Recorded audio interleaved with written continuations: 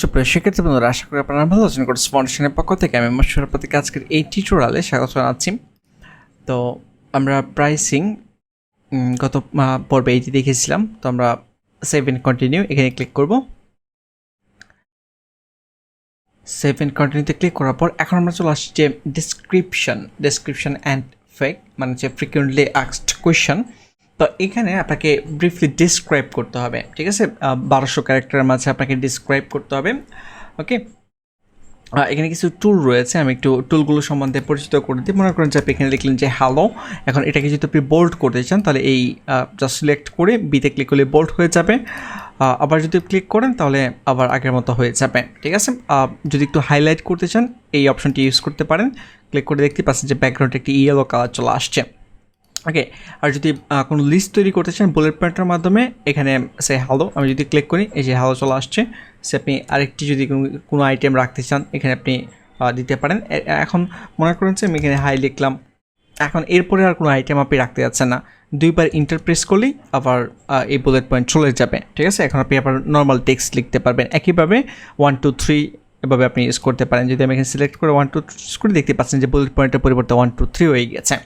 যাক, এই ছিল বেসিক ব্যাপারগুলো।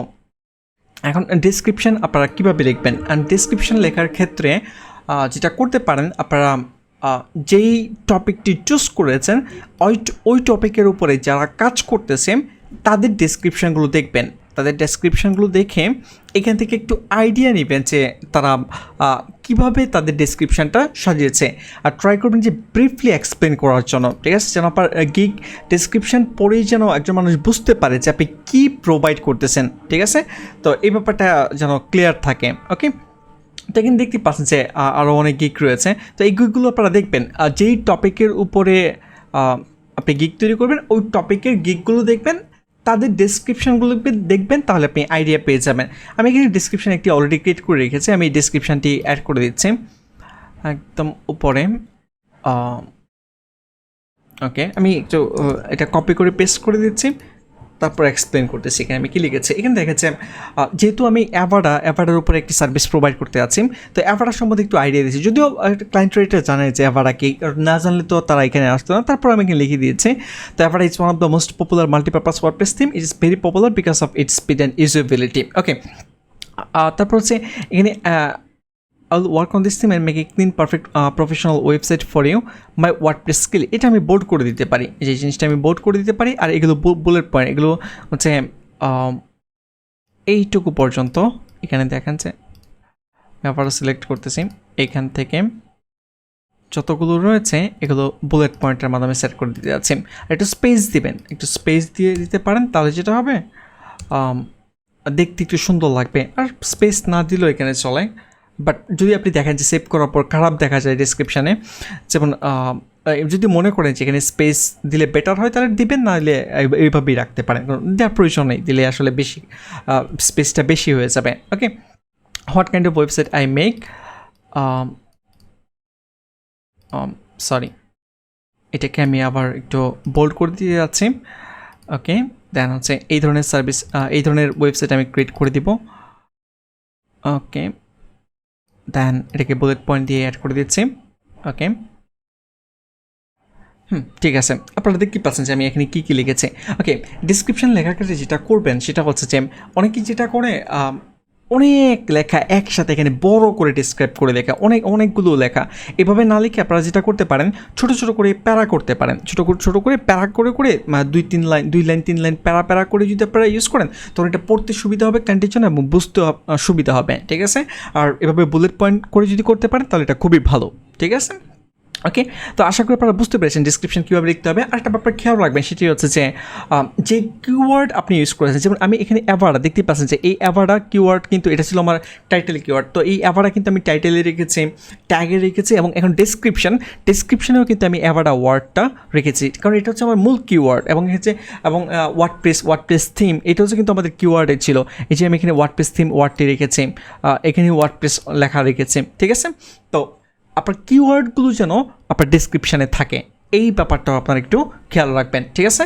আমি আবারও যদি একটু এক্সপ্লেন করি, আপনার যে মেইন কিওয়ার্ড যেটা লিখে মানুষজন সার্চ করতে পারে, বা সম্ভাব্য যে কিওয়ার্ড যেটা লিখে সার্চ করতে পারে, ট্যাগের ভিতরে যেগুলো আপনি ইউজ করেছেন এইগুলো টাইটেলও রাখার ট্রাই করবেন, ট্যাগে তো রাখবেনই, ডিসক্রিপশনেও রাখবেন, প্যাকেজের ভিতরেও যদি রাখা পসিবল হয় তাহলে আপনি ওখানেও রাখবেন। আশা করি আপনারা বুঝতে পেরেছেন। ওকে, আমি আপনাদেরকে অনেক ডেসক্রিপশন আপনারা দেখবেন যে 2 লাইন 3 লাইন লিখে দিয়েছে, এইরকম করবেন না, একটু ব্রিফলি এক্সপ্লেন করবেন, ঠিক আছে? আমি আবারও বলতেছি যে ব্রিফলি এক্সপ্লেন করবেন। ওকে, তো এখান থেকে দেখলেও আপনারা আইডিয়া পেয়ে যাবেন, ঠিক আছে, যে তারা কীভাবে লিখেছে, ঠিক আছে? অনেক কিছু শর্ট করে দিয়েছে, একদম শর্ট করে। তো একদম শর্ট আমি রিকমেন্ড করবো না, রিকমেন্ড করবো হচ্ছে একটু ব্রিফলি সুন্দর করে এক্সপ্লেন করার জন্য, এটা ভালো, ঠিক আছে? এই কাজটি আপনারা করবেন। তো আপনারা আপনাদের যে টপিক, ওই টপিক অনুযায়ী সার্চ করবেন, মানুষজনের গিগ দেখবেন, আইডিয়া নেবেন এবং আপনি কম্বাইন্ড করে তৈরি করতে পারেন, ঠিক আছে? মনে করেন যে একজন ভালো সার্ভিস প্রোভাইড করতেছে, তার গিগ থেকে আইডিয়া দিয়ে ওখান থেকে একটু মডিফাই করে চেঞ্জ করে আপনি তৈরি করেন, বাট এক্স্যাক্টলি কপি করে পেস্ট করবেন না। এটা আমি বারবার নিষেধ করতেছি যে ডিরেক্টলি কপি করে পেস্ট করা যাবে না কিন্তু, ঠিক আছে? ওকে, তো আশা করি আপনাদের এই ব্যাপারগুলো হেল্প করবে। গিগ ডেসক্রিপশান কীভাবে তৈরি করতে হবে বুঝতে পেরেছেন আশা করব আমি। আরও কিছু ব্যাপার বলে দিচ্ছি, সেটি হচ্ছে যে গিগ ডেসক্রিপশনের ভিতরে কোনো লিঙ্ক রাখবেন না। ফর এক্সাম্পল আপনার পোর্টফোলিও ওয়েবসাইটের লিঙ্ক হতে পারে, এই লিঙ্ক কোনো ধরনের লিঙ্কই রাখার প্রয়োজন নেই, ঠিক আছে? এটা আসলে রুল টার্মস অ্যান্ড কন্ডিশনের বাইরে, এগুলো রাখবেন না, ঠিক আছে? কোনো রুলস, কোনো লিঙ্ক রাখবেন না, সিম্পলি আপনি লিখে এক্সপ্লেন করেন যে আপনি কী প্রোভাইড করতেছেন।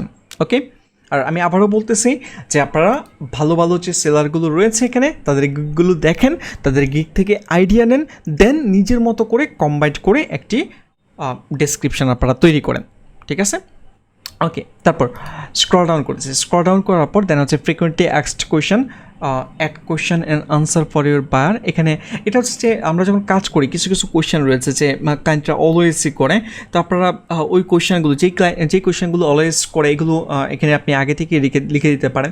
যেমন এখানে অ্যাভাটার থিম, যেহেতু একটি সার্ভিস আমরা প্রোভাইড করতেছি, এখন অ্যাভাটার থিম হচ্ছে প্রিমিয়াম থিম, এই প্রিমিয়াম থিম কে দিবে, ক্লায়েন্ট দিবে নাকি আমি দিব, এটা একটা কোয়েশ্চেন হতে পারে, ঠিক আছে? তো আমি এখানে লিখে দিচ্ছি যে do you provide avatar premium WordPress theme, same আমি এই কোয়েশ্চেনটা করলাম এবং এখানে আমি আনসার দিয়ে দিলাম যে no, you will need to purchase theme from theme developers. তার মানে হচ্ছে আপনি দিচ্ছেন না, ইউ উইল নিড টু হবে, হ্যাঁ, you will need to purchase the theme from theme developers. Okay, then অ্যাডে ক্লিক করেন, অ্যাডে ক্লিক করলে কিন্তু অ্যাড হয়ে যাচ্ছে। তো এইভাবে আরও ফ্রিকুয়েন্টলি আস্কড কোয়েশ্চেন যদি আপনি অ্যাড করতে চান, অ্যাড করে দিতে পারেন। যেমন ওয়েবসাইট যেহেতু আপনি তৈরি করবেন, কন্টেন্টকে দিবে, ওয়েবসাইটের কন্টেন্ট, ইমেজ, এগুলোকে দিবে, তো এগুলোকে যদি ক্লায়েন্টকে দিতে হয় আপনি ফ্রিকুয়েন্টলি আস্কড কোয়েশ্চেনে আপনি একটা করে অ্যাড করে দিতে পারেন, ঠিক আছে?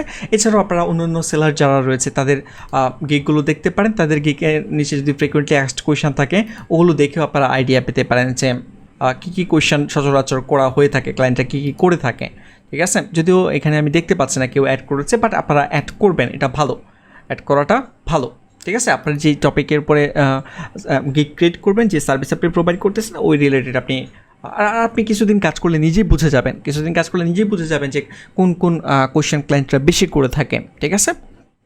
তো আশা করি আপনারা বুঝতে পেরেছেন যে গিগের ডেসক্রিপশান কীভাবে লিখতে হবে। তো নিজের মতো করে একটু স্টাডি করে গিগ ডেসক্রিপশান রেডি করে ফেলেন, দেন আমরা পরবর্তী স্টেপ নিয়ে আলোচনা করব। এরপরে যেগুলো আসবে এগুলো নিয়ে আমরা বিস্তারিত আলোচনা করব। তো আজকের টিউটোরিয়াল এই পর্যন্তই, ধন্যবাদ।